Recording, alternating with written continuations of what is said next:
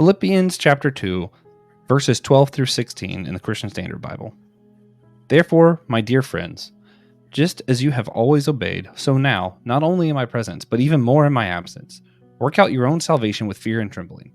For it is God who is working in you both to will and to work according to his good purpose. Do everything without grumbling and arguing, so that you may be blameless and pure, children of God who are faithless and who are faithful in a crooked and perverted generation, among whom you shine like stars in the world, by holding firm to the word of life. Then I can boast in the day of Christ that I didn't run or labor for nothing. St. Paul is writing here, and he writes to the church at Philippine about working together with God for their salvation, and working with one another on their salvation. The scripture here tells the reader to refrain from grumbling and arguing. How can avoiding this kind of rhetoric add to our salvation?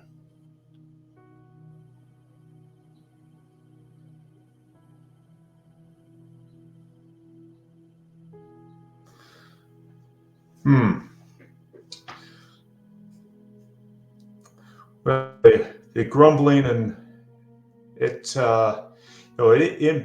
impacts our relationship with each other, and our relationship with each other impacts our relationship with Christ. And I think that's what the Apostle Paul is getting at. Yeah.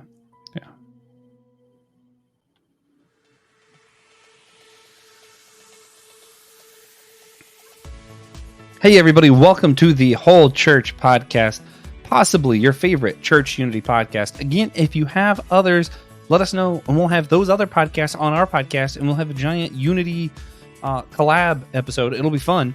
But hey, in the meantime, I am one of your co-hosts, Joshua Noel. I am not joined by your other co-host, TJ Tiberius Juan Blackwell, the greatest co-host of all time. He's actually on vacation in Dollywood, which I assume is his God moment for the week. More on that later. But I am joined by a fantastic guest, Dave Snyder of the Embracing Racial Unity nonprofit organization. And that's exactly what we're going to talk about, that organization and his involvement in that. Dave, welcome to the show. Thanks for having me on, Joshua. Yeah. Is it Dave, Mr. Snyder, Brother Snyder, Doctor? Dave, I said beforehand. Well. Okay. Yeah. Sorry. I always forget to ask him. I'm just like, we'll just start talking because I don't know. I like podcasting. I get excited about it. Hey, so listeners, as you know, I'm not good at TJ's parts. I'm going to try. Check out the other shows on the Zal Ministry Podcast Network. I do Dummy for Theology. TJ and I are both on Systematic Geekology. There's a few others. Right now, Let Nothing Move You, going through the plagues of Exodus, and I'm having a lot of fun with that one. So check out that show. We also want to encourage you to go to our store. You can buy merch like this t-shirt, super comfy, represent the podcast. We always appreciate your support and whatever way you can give it, even if you're just rating, reviewing, and hitting subscribe wherever you're listening. So all that's helpful. And with that, we can jump to my favorite form of unity, sacred practice on our show of silliness that we do, where we always kick it off with a silly question. Today, as always, I will go first, give you time to think about it. Our question is, if your home had an animal mascot, which animal would it be? It's a little easier for me because we have like 4 pets. So we have a dog who's this very loud beagle you may hear in the background occasionally. A very tiny chihuahua that makes absolutely no noise. She's barked like 10 times in her whole life, and she's like 7 years old now or something. And we just got a kitten, and we have a full older cat. I think the Chihuahua would be the mascot. She's just so cute and basically one of the only things my wife likes to talk about. So I think the Chihuahua would just have to be the mascot of the other home. And I think the other animals would be fine for that because the old cat doesn't care and the other animals don't sit still long enough to care. Dave, if your home had a mascot, what would it be? I'm going with the Texas Healer. They can run forever. All right. And they're high energy. Ooh, those are fun dogs. I love a good dog. All right. Well, with that, then we can go ahead and jump into the main part of our show. And first thing, we found that really helps engender unity amongst the whole church is to hear one another's stories. So would you mind sharing with us just some of your own personal faith journey? Oh, my faith journey. Um, so I grew up in the church. I consider myself a white evangelical, and um, I came to Christ at a very young age. I'm guessing maybe 4, and recommitted myself coming out of college, and was a developed a missionary heart as a young adult. Took my wife and at the time 2 young daughters over to China for a school year, and yeah, that's the brief highlights of my faith journey until the more recent transformational experiences. Are those some of the stuff we might be talking about later with the organization, or are they separate from that? Yeah, I expect so. You know, I um, I I come from a mixed marriage. I grew up in following the Wesleyan tradition, and I married into the Calvinist tradition. But I attend 10-day. It's a Presbyterian church. It was nearly all white, 170 years proud tradition, and a community that in the 70s, the community became 70% Black. Construction projects displaced African Americans in the downtown region in the late 50s and the 60s. And by the 70s, they were pushing into that affluent community. And, um, you know, I believe our church leaders knew that, well, when the community became 70% Black, there were Black churches less than half a mile away. And our church really didn't have meaningful interaction with them. And I believe our leaders knew that that wasn't unity, but they didn't know how to bridge the gap. And I know that, for decades they were praying and even changed the mission statement, hoping that we could find a way to connect with the community. And then one day we saw God's hand at work, and things started to change. And it was, my transformational story came after that. As the church started to change, um, we started realizing we didn't know what it was we were praying for. We didn't know what it would feel like when our church started to change. But I became an elder on our church board, and I was pretty bored with that, the topics they were talking about. But at the end of the first year, they said, "Who wants to go to our denomination's national gathering?" And I certainly didn't want to do that. Wasn't into church politics, but I felt that if our African American elder Helen went, that I felt God telling me that I needed to go sit next to her and see how she experienced it. And I won't go into my journey with Helen that led me up to this point, but the next month we came in and they said, okay, the national gathering is 3 weeks from now, and we've got our 3 delegates. Does anyone else want to go? And Helen says, yes, I'll go. So I found myself buying an airplane ticket, hotel room, and I go. And we were in a new denomination. I walked into the room, 3,000 people. I could count less than 10 people of color, but to the denomination's credit, they had multi-ethnic breakout sessions. And so I'd signed up for the breakout sessions. At the end of the first session, they asked for questions, and Helen shoots her hand up. She says, I go to a church that's 50-50 Black and white, and only 2 of her 15 elders are elders of color. And so I feel compelled to share that I go to a church that's 92% white, 8% black, and just last month, 3 of our elders were elders of color. And isn't it a coincidence the name of my church is the same name as Helen's church? Joshua, I didn't say that, but I'm thinking that, right? And I catch Helen in the hallway afterwards, and I say, Helen, we're not 50-50 black and white. So we grab our box lunch, we sit in the corner, and the first thing she tells me is that she's talked to every elder of color, and they've expressed that they feel like they've not been heard. And I need to translate for you, Joshua, what that phrase elder of color means, because really what she means or meant was elder and deacon of color, because in our 170 years, we'd only had 5 up to that point. And that night I'm laying in bed, I should be sleeping, and I'm thinking, I would never tell someone I feel like I'm not being heard, because I worked in the corporate world. I got paid to persuade people. And looking back, I realized I didn't have the empathy I needed.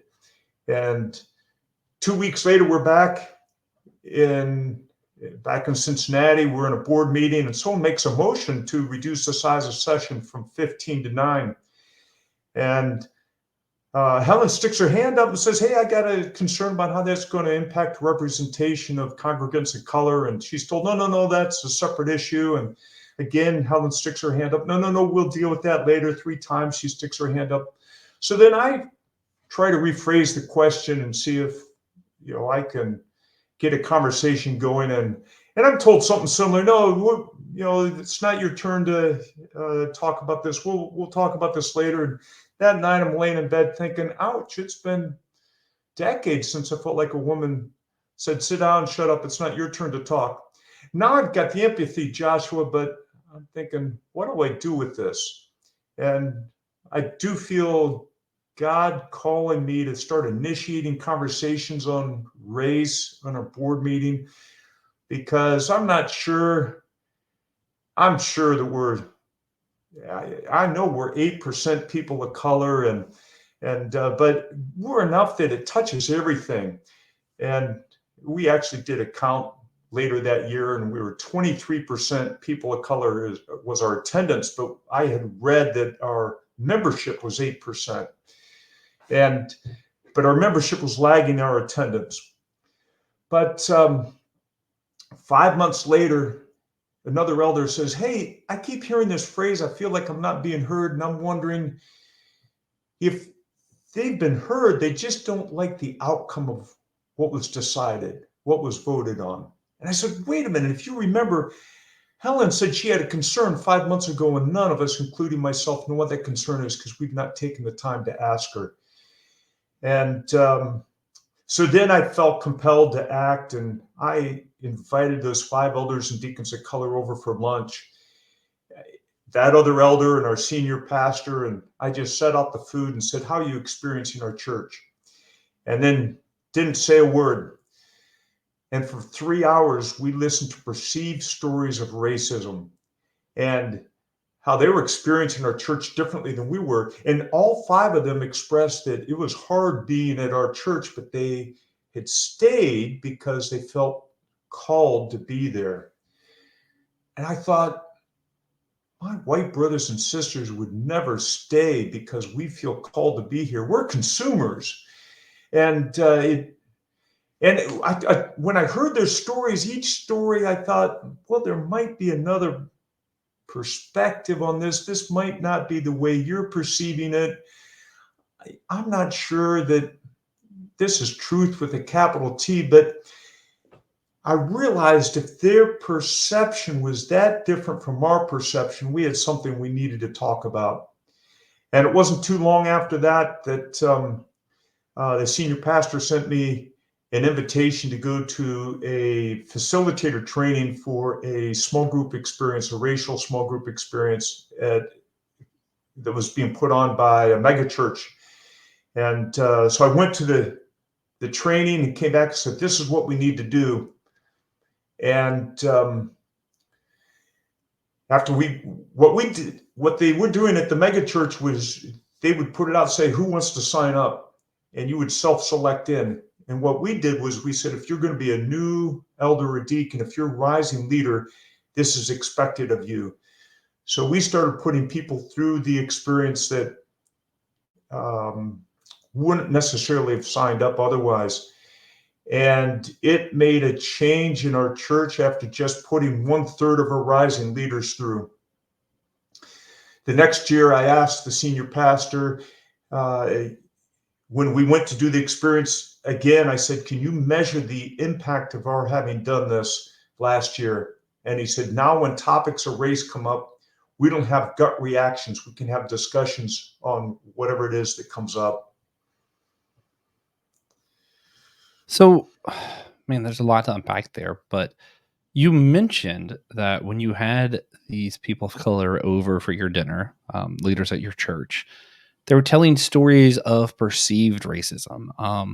Could you kind of give us some examples? Because I think a lot of people think of this like racism as someone says the N word or someone is not willing to serve someone of color. And like they only think of these blatant examples. But I think a lot of the times, in my experience, when I talk to other people of color, a lot of the things that they're talking about are stuff that I might not think of immediately when I hear the word racism. But when I hear their experience, I'm able to say, okay, I kind of see where you're coming from. It's just not exactly what I thought of when you first said that word. Yes. So one of the uh, gentlemen, he's 6'6", and he's nice and athletic. He said that his first time coming through the door, he followed someone through the door, and somebody greeted that individual, shook their hand, and then looked up and saw this big black man and turned away. And you know, Mhm. I, I see myself being in that position. You know, we don't know what's in the hearts of people and what's behind that. We had an African couple that when our church was people of color in our church, we had an African couple, a family that was there for several decades. And we had a time where you'd confess your sins, and then you would greet the people around you. And during that time of greeting the people around you, somebody walked up and said, "Welcome to our church." And she'd been there for decades at that point. Um, there was Mm. also just how we did our deacon meetings and our elder board. Being a white church, we were very business-like. We ran it like a corporate board meeting. We'd start on time. We'd jump right into the agenda. And what they were used to was more time in prayer, more discernment, and just a different rhythm. And so, I've asked my brothers and sisters of color if they feel expected to assimilate, because I've read that many Black congregants attending a multi-ethnic church, they feel like they have to leave some of their Blackness at the door. And some of those congregants have said that they don't feel they can be as expressive. Well, we're a Presbyterian church, so we're at the far end of not being expressive. And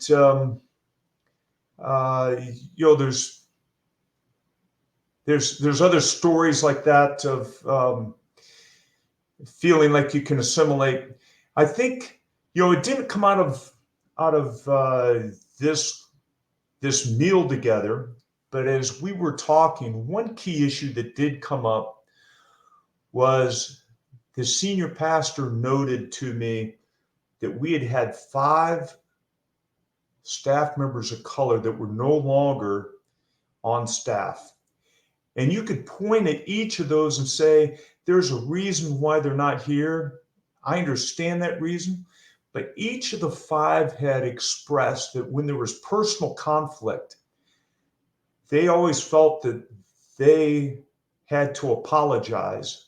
But the white person involved didn't have to apologize. And so that kind of suggested that we were using white rules to determine who should be offended, who shouldn't. And, we didn't even think about things like that. Or I had a staff member share with me that they were in a meeting and they laid out a suggestion for doing ministry different. And somebody across the table said, "Where did that idea come from?" And this pastor felt that if the senior pastor had suggested an idea, they would have just assumed it was his idea and not asked, where did it come from? So, until we start having conversations, we have no idea how our Black brothers and sisters are experiencing our church in a different way than what we are. Mm-hmm. Yeah. So a few of the other things I've heard of, and this usually gets classified under like the microaggression kind of conversation. And this same kind of topic comes up if we're talking about unity cross gender or even like generational unity, older and younger people. A lot of that stuff also comes up. It's not just like representation or how we're treating people directly. Sometimes it's something as simple as like expectation, So I had two different examples in mind. One is there's kind of this assumption that our pastors or leaders should have gone to certain colleges, got certain degrees, et cetera. And anyone can get those degrees, but usually what you find is the people who are in the minorities tend to be in areas where they're not able to afford and get all the scholarships to be able to go to those places. So they don't have the opportunity up front. Then they don't have the opportunity on the back end because they never got that opportunity up front. So the whole system is kind of working against them. Whereas a lot of times, maybe they got their experience hands-on. They mentored under a pastor because that's what they were able to do. And that experience, in my mind, can be valued just as much as education. The other one is music. Music is one that gets brought up a lot that I've heard of how often it's just the current modern white people music. And it's not necessarily the old hymns that some of the older people want to listen to. We ignore those, or some of the people from the kind of black hymn genre, or a lot of those old gospel songs that they're used to. It's like we ignore those for some of the stuff that's more popular. Is that any of those kind of things ever come up in your discussions? We have, I feel that our church did well with the music, that early on, even when we were 2-3% people of color, that the senior pastor made an effort to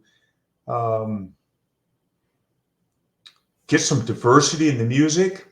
And we ended up with a black associate pastor who was in charge of the worship music. And his idea was to go out and hire some Cincinnati Conservatory music students that were people of color to come in and lead worship. We had on the worship team a Puerto Rican couple who would, were singing a modern song, but they would sing a verse in Spanish.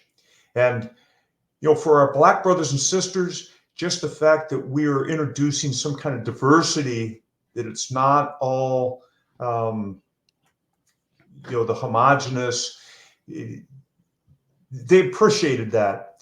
And, but that does remind me of another story that this Puerto Rican couple, we had a choir director. We have two services, the traditional and the more contemporary, and the choir director left. And so the Puerto Rican worship leader stood in as the choir director for a while, and had two young children that she would bring with her because her husband was singing in the choir.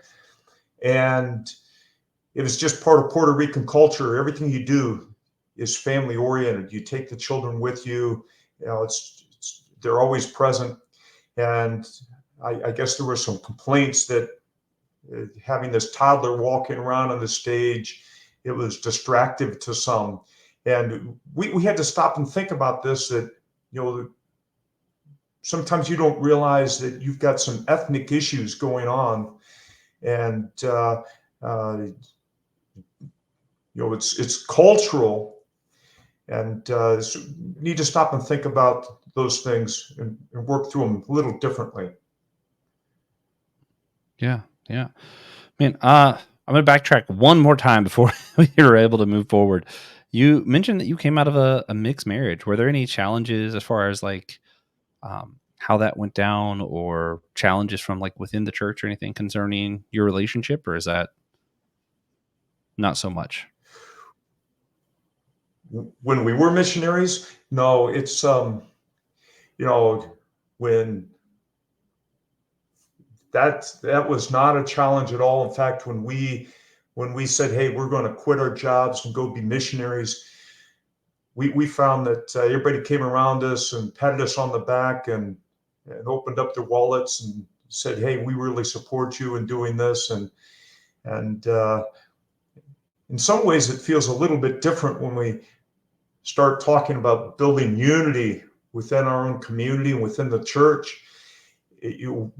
We grew up believing that the Great Commission is, that's what we're focused on. That's what we're all about. And it's easy for us to put an overemphasis on the evangelism side of the Great Commission, going and evangelizing people of a different culture, and not the discipleship of us building that unity with those people, especially here at home and in one local body. And so, I found them for myself that my missionary heart, it was a natural transition for me to take the next step and say, this is part of being a missionary, us building this unity within our own body, the diversity right here coming together, crossing cultures, honoring each other's culture. All right, man. Good stuff. So we mentioned a lot of the challenges and stuff already. Um, but you do this, not from my understanding, not just with your church, but you're also part of a nonprofit called Embracing Racial Unity. So could you tell us some of the story behind the organization that you are a part of? Sure. So we were doing the small group experience, and as we were doing this, the senior pastor and a few others, they just kept sending me information. And the first time I was sent a book, and I read this book, and when I got done reading it, I bought 30 copies and I handed it to 30 leaders at church. And Joshua, I can't say for certain that anyone read any of those books, but you know, books kept coming to me, essays kept coming to me. Someone would send me a link, and I'm trying to figure out what to do with this information. And the more I consumed, I'm left thinking, how did I not know this? How is it that somebody didn't share this with me before? And I started feeling compelled. How do I share this with others? And I realized I couldn't just give others a book, because who's going to read it? But I would say, if I could take this book and condense it into just one 2-minute essay, maybe I can share that with 20 people. And maybe out of 20 people, 7 of them will read the 2-minute essay. And so I started writing 2-minute essays based on these books that were coming to me. And ultimately that led to putting them on a website in an organized format that if you went through, we now call it Embracing Unity Academy. If you go through it in sequence, like reading a book, it takes you on a journey of racial discovery. Hmm. Yeah, interesting. All right, cool stuff. So, as you've done this, and we mentioned a lot of the challenges that come up with racial unity already, but could you share with us maybe a success story or a story of like someone who's come across the website and found encouragement or has been able to, I don't know, I feel like unity isn't really something you achieve, but is able to kind of make some steps in the right direction based on what you've been doing? Well, I started saving a Word document of all those type stories of every time someone would say, "Hey, thanks for sharing this. This is something that I'd never heard before, something that I just didn't realize." And yeah, most of them are along that theme of coming to a realization of something that they didn't realize either about American society or the evangelical movement. Hmm. So, would you say that some of the racial issues we've talked about or that we're facing is more of a uniquely American thing, or do you think this still happens in other countries that they're just facing it maybe differently but the same issues? There are a number of aspects that I believe are uniquely American. And, you know, coming out of in the second great awakening after the Civil War, we had Charles Finney. His preaching led us to believe that conversions were the key thing. And if we could just evangelize people and transform their hearts, everything else in society would take care of itself. And that overemphasis on evangelism then kind of contributed to us having a lesser focus on some other aspects of discipleship. Then in the 70s, evangelicalism, um, we put a, what we did was we nurtured whiteness to grow the movement. We took the homogenous uh, unit principle of having churches that are targeting just one ethnic group to grow the movement. And in the process, we sacralized not being race conscious. So today, what the effect is when topics of race come up, we feel uncomfortable, not just because we've been culturated as Americans, but as evangelicals, there's this extra layer that we have sacralized not discussing race, not even seeing that our Black brothers and sisters experience life differently. So it makes it hard for us to even enter into those conversations. Oh, is there anything we can do about that? I mean, is it just like, hey, this is going to be difficult and awkward and that's it? Or like, is there something we could do that maybe could help change that culture here around the discussion? Well, we need to start having discussions.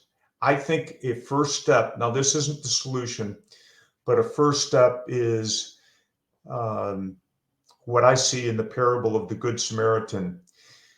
The parable of the Good Samaritan, this young man comes to Jesus and says, "What do I do to inherit eternal life? Love God with all your heart, soul, mind, and strength." And the second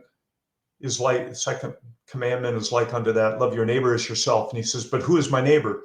So Jesus tells this parable to illustrate who his neighbor is.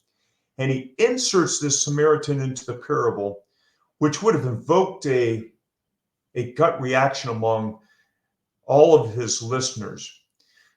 He was convicting his audience of their racism or ethnocentrism. And for me, I was convicted that I needed to start making more people at church, more the Black congregants at church, my neighbor. And when I say my neighbor, I don't view everybody in the world as my neighbor. You know, I've got a family that's just a few people, close friends, not that many, and neighbor is a tight circle. You know, we've not had 10,000 people into our home for a meal. It's just a small number of people. But I realized I needed to be deliberate about developing a deep relationship with congregants of color that would then give me an awareness, because I've got blind spots, an awareness of how they're experiencing life differently. Yeah, yeah, that's good. So this might be a little bit of a weird question. In America, one of our justices on the Supreme Court, Justin Thomas Clarence, he coins this phrase: the best way to get rid of discrimination on the basis of race is to get rid of discrimination on the basis of race. And what he was trying to say with that thing is like, he was trying to say that basically the best way isn't to flip it on the other side and all of a sudden we show favor to the other, but rather to just stop showing favor to anyone. Um, I'm curious how you take that, because there is an argument, especially in our country, of like, do we show favor to those who have been um, marginalized and disfavored for so long, or do we just stop showing favor to anyone at all and just start treating everyone equally? And I think that's a big question when we're talking about race, not just in the church, but in general.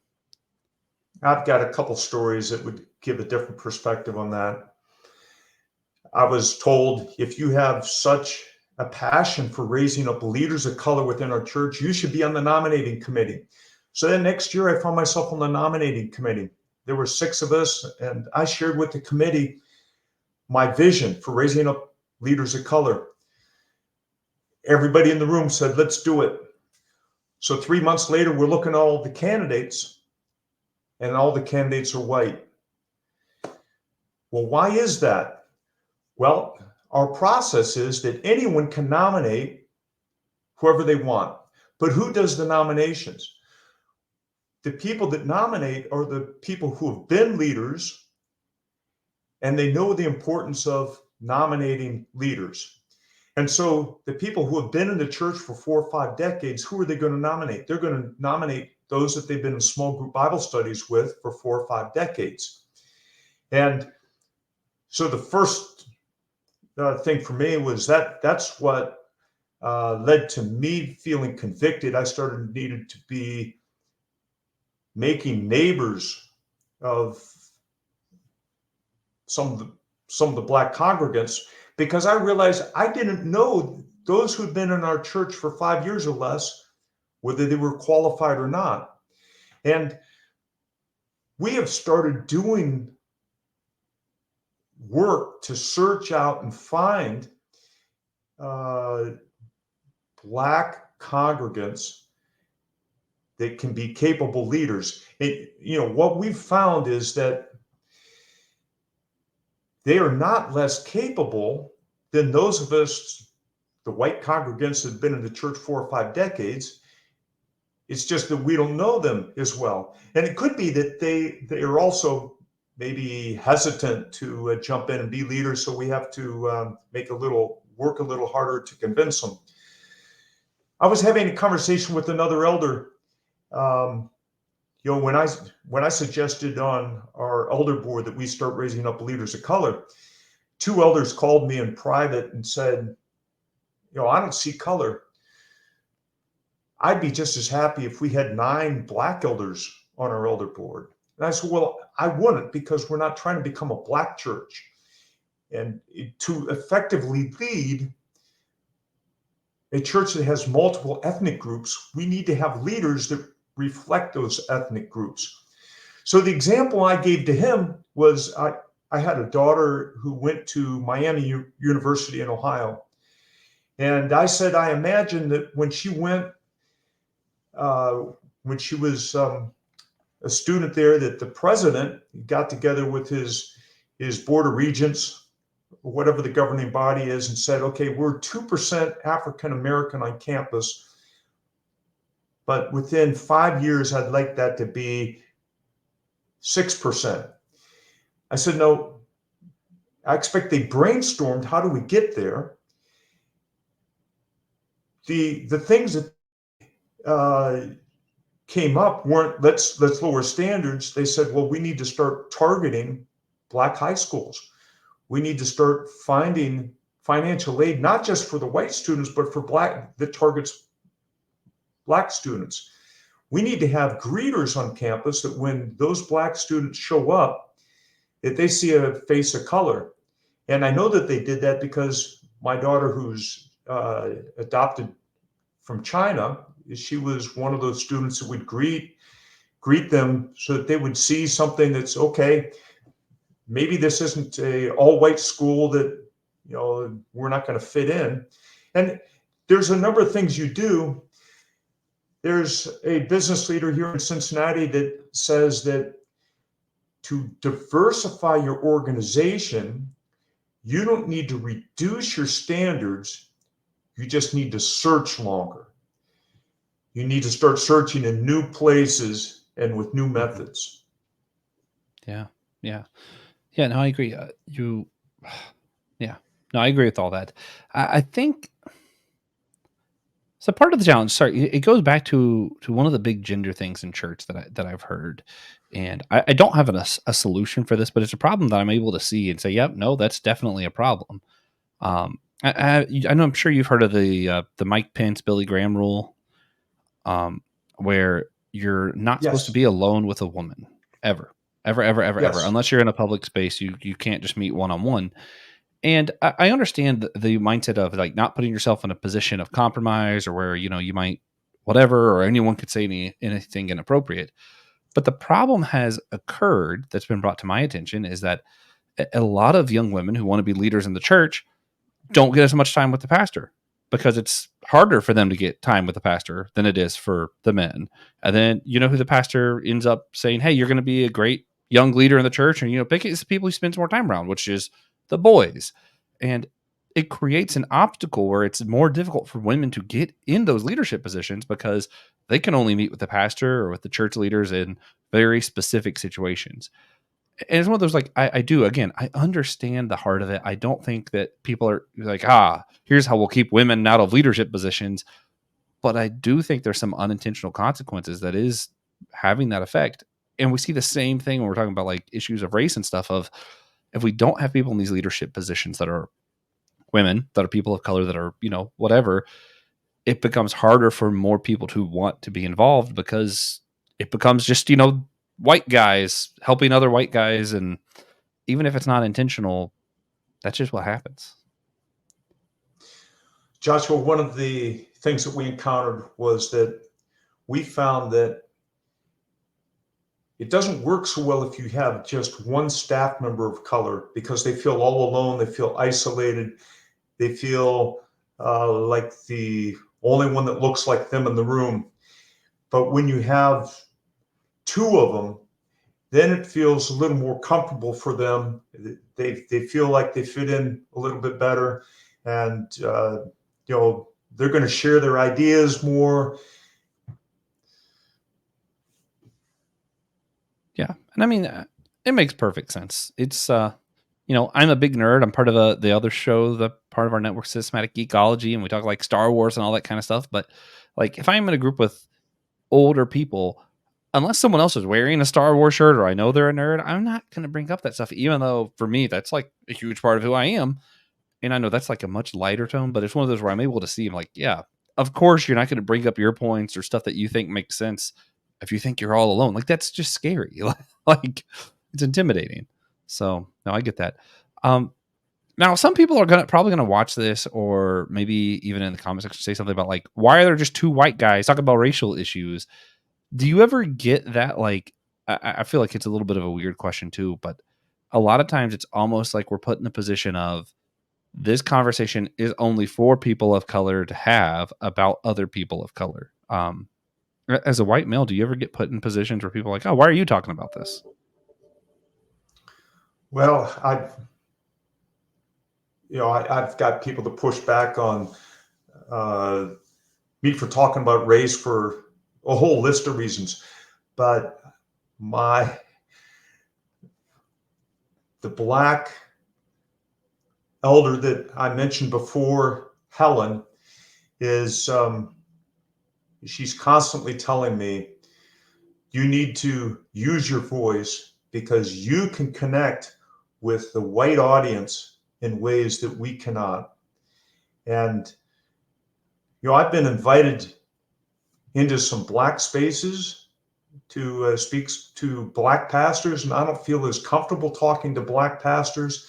I'm looking, hey, can someone else partner with me to that's a black pastor to talk to black pastors? But there's, I I think, my hope is that I can start creating conversations with my white brothers and sisters who aren't as comfortable in having these conversations and help them become more comfortable in engaging. Yeah, yeah. I mean, that makes perfect sense to me. Um, I work a lot in food and in retail, and I've had several instances where either a girl who's an employee or a person of color will ask me to come with them to talk to a manager or a supervisor about something because even when I wasn't a supervisor, I think there's just this idea that, you know, as a cisgender white male in America, it's like it's almost that everybody expects me to know what's going on. So they're like, if you're there, it feels safer because that's what supervisors, that's what people are used to. And it's almost like this level of comfort for them if I'm present, even if I'm not really saying anything. And I imagine that does translate when we're having these bigger discussions of, politics or the church or anything like that, of like big representation questions, that sometimes it's easier if white people are telling other white people they need to chill on the subject or, embrace racial unity as it may be. I think sometimes hearing it from somebody that's got the same background as you, the same political uh, beliefs that you do, you hear it differently than somebody that you would put outside your group. Yeah, yeah, for sure. So one of the things we like to do for every guest that comes on our show, we just like to ask if you had a single example, something practical. Since we're talking about embracing gender unity, I think it would be appropriate if we made it along these lines. What's a practical action that our listeners could go do right now that would help better engender this kind of unity you're talking about, cross racial barriers?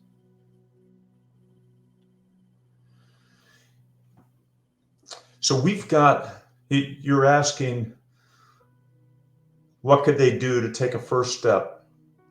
And we've got Embracing Racial Unity Academy.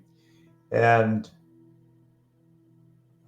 I would suggest going through the modules. The first module is all about the theological basis.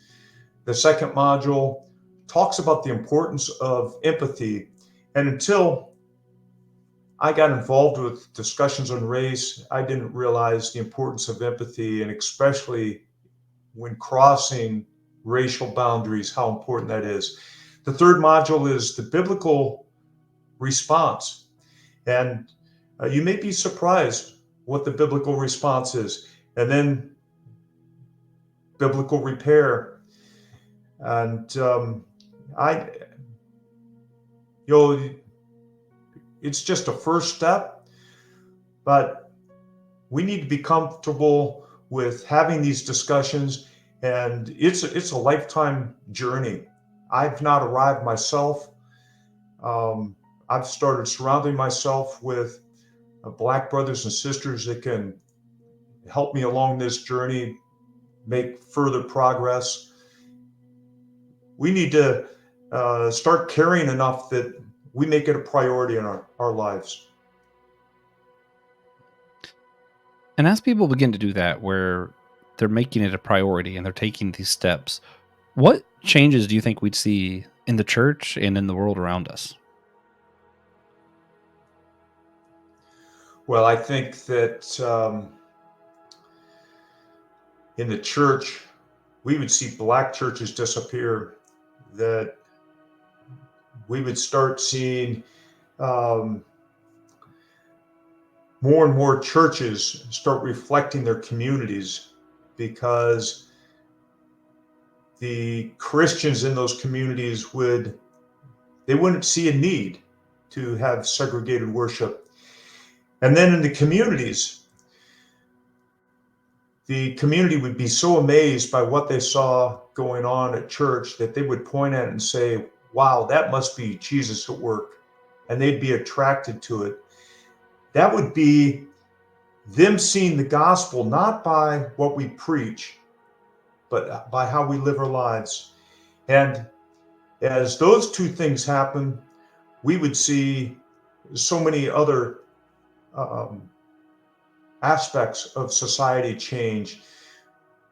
I think we would ultimately see racial disparities start disappearing. We would see our personal biases transformed. We would see our theology would start conforming more to what historical theology was. Yeah. Our understanding of God would become richer because we would have, there's things that, as I worship with my black brothers and sisters and study the Bible with them, because of their experiences, they see things in the word that I just don't see. I gravitate to the triumphalism, the praise. They connect with the lament that maybe I've just not experienced my entire life. And we need that. We need to be more complete. Yeah. It's a good word, man. So, with that, the last thing we do before we wrap up, it's just we like to share a moment where we've seen God recently in our own lives, be a challenge, a blessing, whatever. Doesn't particularly matter. Um, this is maybe this is a little bit of a weird one, but I am currently at a point where my wife has been able to go on a really cool trip because her friend was, able to take her along with her. My best friend TJ, our co-host, he's out on a trip. He's doing something, and just a lot of my friends are out doing trips. And I know that usually, in times past, I'd feel a little jealous, a little left out, a little kind of like, oh, I wish I could do some stuff instead of working all the time. um, but man, really, this week I've just been filled with so much joy and happiness that these people in my life are able to go do these things and have a good time. And I don't know. I guess the God moment is I feel blessed that I no longer have to hold on to jealousy, but instead am able to be free to appreciate and be happy for my friends and wife that they're having good times. So, yeah, that'll be mine. Dave, where have you seen God recently in your life? Well, I'm looking forward to uh, going with my wife to Glacier National Park in August. Ooh, cool. And that's, I guess that's not the recently, that's the where it is we're going. But if I was to say recently, it was, I thought I was struggling with a Achilles problem, and it turned out to just be a lesion at the end of the tibia which I was able to cut off a piece of masking tape, put it over the check engine light, and ignore the pain and start running again. Well, I mean, that's good. That's good. Better than the more serious options, I guess. Yeah. Yeah. Man, praise God. So, with that, guys, we will go ahead and be jumping into our wrap up. And we hope that if you enjoyed this episode, that you'd share it with a friend, a cousin, or an enemy, as TJ likes to say for some reason. I'm still not sure why you guys have enemies, but, just share it with whoever. We really, we don't really have a preference. If you just type in a random phone number in your phone and just send it to them, that's fine. Doesn't bug us any. Also, we would like it if you could go over to our Captivate Apple Podcast or Patreon, where you can subscribe. You can send a little money our way to help us keep the show on, and you'll get some extra content over there for that, and we would really appreciate it. Of course, again, check out the other shows in the Anazal podcast, Anazal Ministries podcast network, Systematic Geekology. Christian, TJ, and I are both on. Why I Don't Like is a new show that Christian started, and coming up soon, Brandon Knight's starting a Kung Fu Pizza show where he's going to be talking about some Kung Fu movies that he appreciates. So yeah, just check out the whole network and have fun with us. Not all shows are as serious as this one happens to be a lot of the time, but they're all good Christian content that I think is worth checking out. And we hope you enjoyed the show. Next week, we will be having a round table discussion. We're going to be joined by a few different people to discuss whether or not the church should be bipartisan in politics, nonpartisan, or whether the church should just, what should the church do when it concerns the political times that we're in. After that, we're going to have a special episode. It's a bit of a weird one. We're going to be reviewing an upcoming album, Songwriter, by Johnny Cash. And then we're going to discuss some post-mortem Christian works with Nick Polk and Brandon Knight. So expect some Tolkien, some C.S. Lewis talk. Along with that, it'll be good. And after that, we'll be joined by Pastor Derek Seagraves of the Sanctuary Church in Eagle River, Alaska. Finally, at the end of season 1, Francis Chan will probably be on. He doesn't know about it, but if enough people bug him, he'll probably agree, and then we'll see Francis Chan. So go bug Francis Chan to be on the show. All right. Thank you guys for listening.